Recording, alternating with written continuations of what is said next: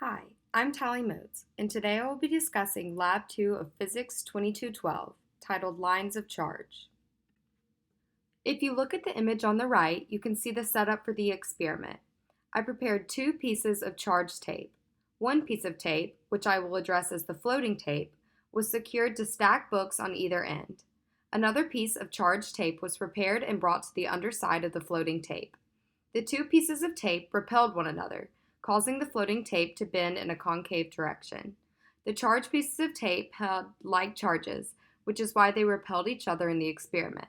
I then measured the distance between the center of the two tapes. Several physics principles were used throughout this experiment, the first being that like charges repel and opposite charges attract.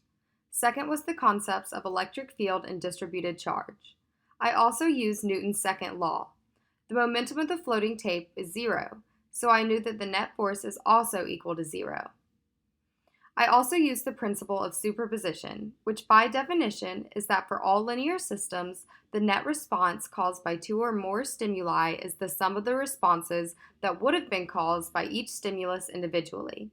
In this experiment, I found that the charge from the computational model was smaller than the estimated charge calculated using the point charge model.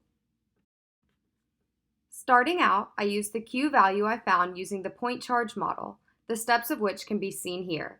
As stated at the very beginning, the momentum of the tape was zero, so I knew that the electric force and the gravitational force were going to sum to zero. Additional values I measured for the purposes of the final calculations can be found in the key, with D being the distance between the tapes, M being the mass of the tape, and the length being the distance of the tape covered from the point it left one book stack to the place it attached to the other. From here, I created a computational model, but treated the tapes as though the charge was evenly distributed along the length of the tape. This is where the line charge model comes into play. For the computational model, I calculated the net electric force on the top tape due to the bottom tape by adding up the forces from each point in the bottom tape as they interacted with each corresponding point in the top tape. It is important to note that I ignored the interaction between the points within each separate tape. As you can see, I iterated through each piece of charge in the top tape and calculated the electric force, and then I added all of these up to get the net electric force on the top tape. I originally put in the Q value that I had calculated from Lab 1 using the point charge model. When I did so, I found that with this Q, the magnitude of the net electric force and the gravitational force were no longer equal in magnitude. To fix this, I had to do a bit of guess and check work to find the correct value of Q. I ended up finding that the magnitude of Q was 6.53 times 10 to the negative ninth coulombs. This was the final result of the code. As you can see, the magnitude of the electric force with the Q that I plugged in from the last slide and the magnitude of the gravitational force are equal in magnitude. They are not equal to the last decimal shown, but this level of accuracy could not be reached or is not feasible in the real world in an experimental setting, so it is okay that they are equal when rounding to two decimal places. The system here is the top tape and the bottom tape is part of the surroundings, with the bottom tape being the blue circles and the top tape the red circles. The white arrow is the net electric force on the top tape. We got this by summing the green electric force arrows for each of the points or circles on the top tape. Going into the conclusion, it is important to iterate a final time the difference between the line charge model and the point charge model, which you can see here.